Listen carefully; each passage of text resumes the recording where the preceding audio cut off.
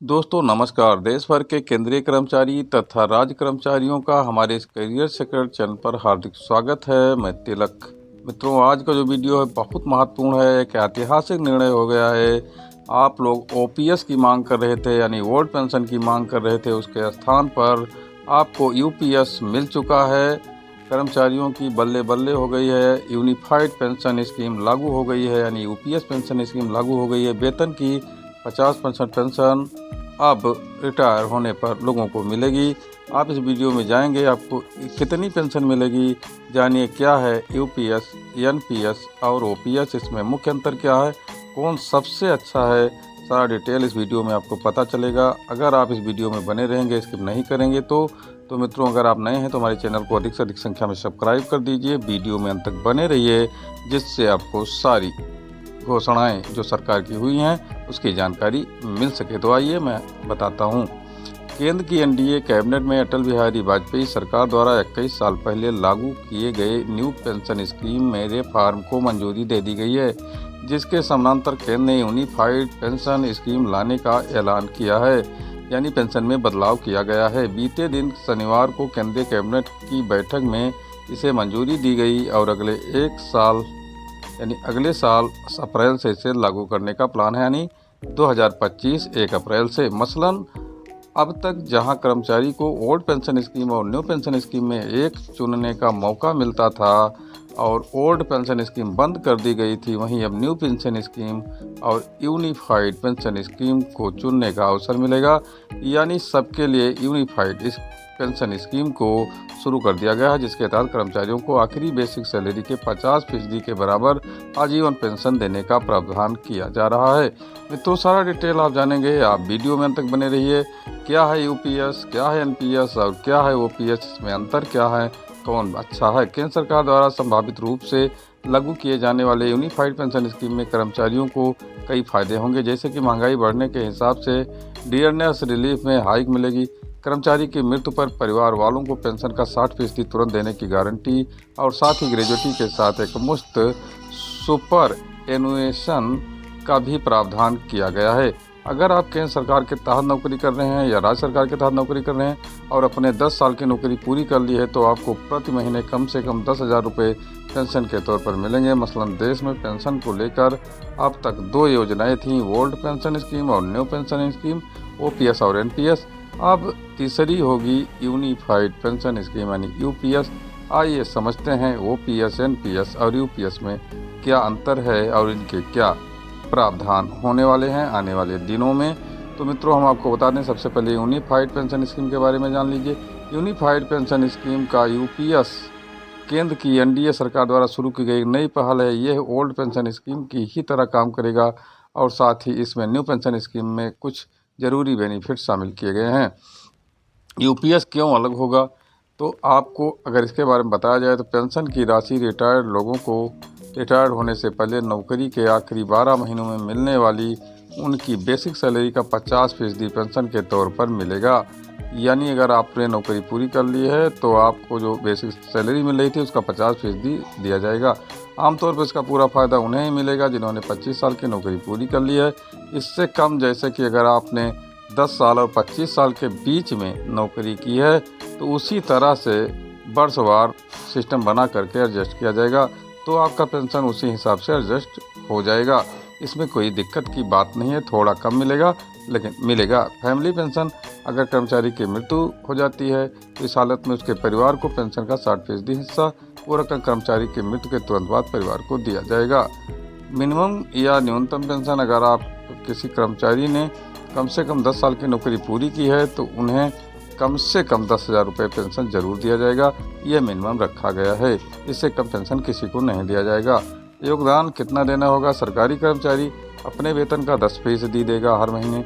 UPS में योगदान करेंगे लोग, जब इस तरह से ओल्ड पेंशन स्कीम में सरकार का कंट्रीब्यूशन 14% होता था तो इसे बढ़ाकर अब यूपीएस के तहत 18.5% किया गया है, यानी सरकार का जो हिस्सा है कंट्रीब्यूशन का उसको बढ़ा दिया गया है, 18.5% किया गया है। यूपीएस लागू कब होगा, यूपीएस 1 अप्रैल 2025 से लागू होने वाला है, जिसके बारे में केंद्र सरकार का कहना है कि इससे कर्मचारियों को और भी ज़्यादा फाइनेंशियली सिक्योरिटी मिलेगी, यानी ये लोग सुरक्षित होंगे।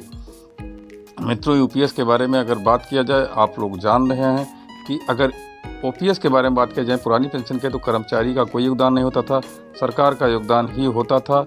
और इसमें लगभग 50% आखिरी वेतन की पेंशन दिया जाता था ओपीएस में, और वो भी गारंटी होती थी, और टैक्स फ्री पेंशन दिया जाता था। तो इस तरह से ओपीएस जो था पुरानी पेंशन स्कीम, कुल मिलाकर सरकारी पेंशन स्कीम थी।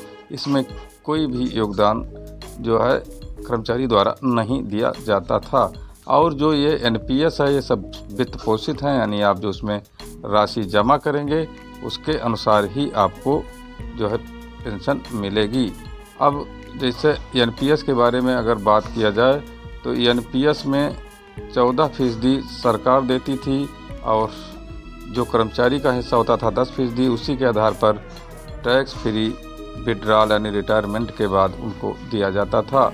इसी तरह यूपीएस आप जान रहे हैं 25 वर्षों के बाद 50% बेसिक का आपको पेंशन मिलेगी, और न्यूनतम 10,000 रुपये पेंशन मिलेगी।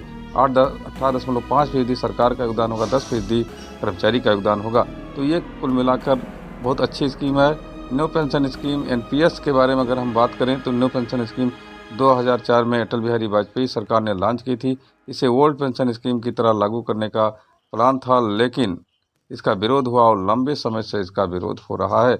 मसलन एनपीएस के तहत कर्मचारियों से भी पेंशन में कंट्रीब्यूशन लिया जाने लगा, और इसमें भी कुछ प्रावधान किए गए, जैसे कि पेंशन की 60% रकम आप निकाल सकते थे, और 40% रकम पर संबंधित विभाग यानी कर्मचारी के सैलरी ब्रैकेट से के हिसाब से टैक्स लगता था। तो इस तरह था एनपीएस का मामला। एनपीएस में खास क्या था, न्यू पेंशन स्कीम के तहत मिलने वाला पेंशन कर्मचारी के नौकरी के दरमियान किए गए कंट्रीब्यूशन पर निर्भर करता था, और मार्केट परफॉर्मेंस के आधार पर देने का प्रावधान था। एनपीएस में योगदान सरकारी कर्मचारी अपने मूल वेतन डीए का 10% योगदान करते थे, और सरकार इसमें से 14% का योगदान करती थी। और एनपीएस में कोई भी कर्मचारी अकाउंट खोल सकता था, जिसमें न्यूनतम 500 रुपये का योगदान कर सकते थे, यानी एनपीएस लगभग सबके लिए था।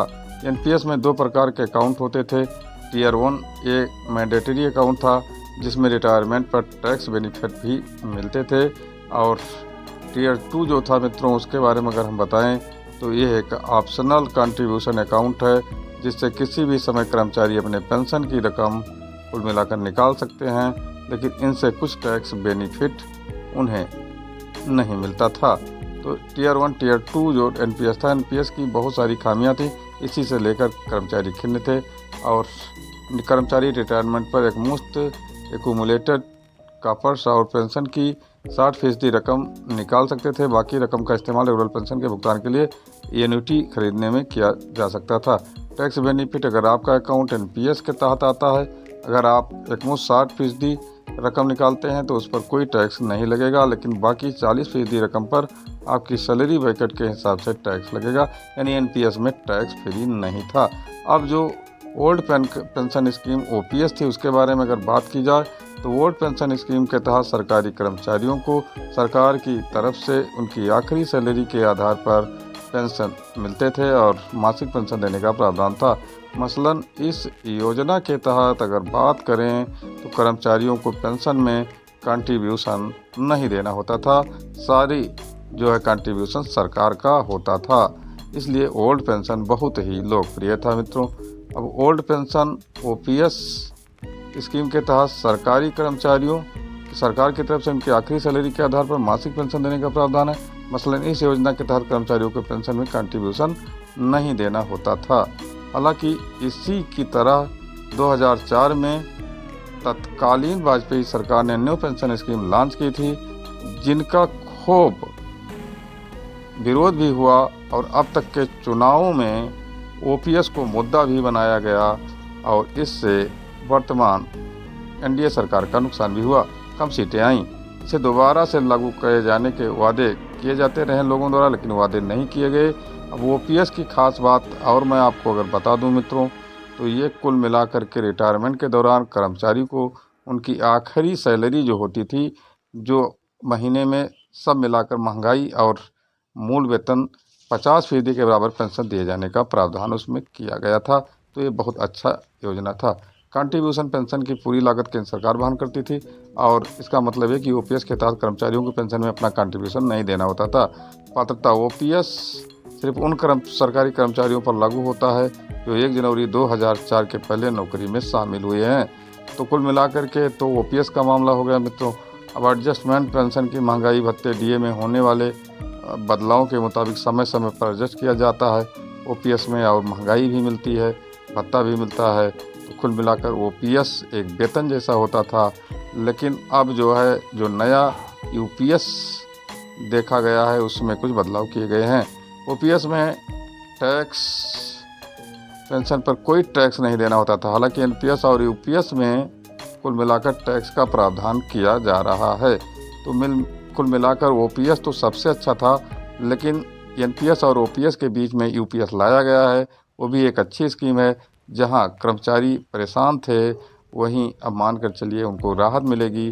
कम से कम 10,000 उनको न्यूनतम पेंशन मिलेगी और अधिकतम पेंशन ओपीएस के बराबर यानी ओल्ड पेंशन स्कीम के बराबर भी हो सकती है, उससे अधिक भी हो सकती है, और मृत्यु होने पर परिवार को भी पेंशन दी जाएगी। ये एक अच्छी व्यवस्था है, लेकिन इसकी जो खामियां हैं उन खामियों में अगर देखा जाए तो ये टैक्स फ्री मित्रों नहीं है।